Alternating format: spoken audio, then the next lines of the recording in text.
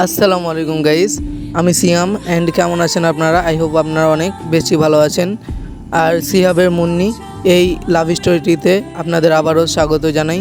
তো চলেন স্টোরিতে যাওয়া যাক।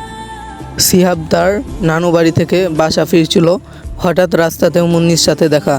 মুন্নি সিহাবকে জিজ্ঞাসা করলো, কেমন আছো সিহাব? সিহাব বলল, হ্যাঁ আমি খুব ভালো আছি, তুমি কেমন আছো? মুন্নি বলল, হ্যাঁ আমিও খুব ভালো আছি। তুমি এবার কোন ক্লাসে পড়ো?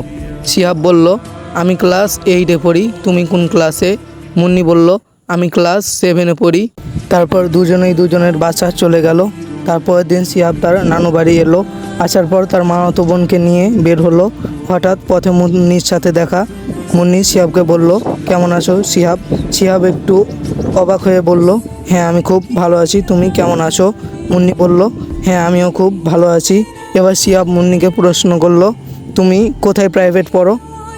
মুন্নি বলল, আমি টিকরামপুর মুক্তা কোচিং সেন্টারে প্রাইভেট পড়ি। এবার সিহাব বলল, কোথায় টিকরামপুর? তারপর সিহাব মুন্নির জন্য প্রায় 1 ঘন্টা ধরে তার প্রাইভেটের সামনে অপেক্ষা করতে লাগলো।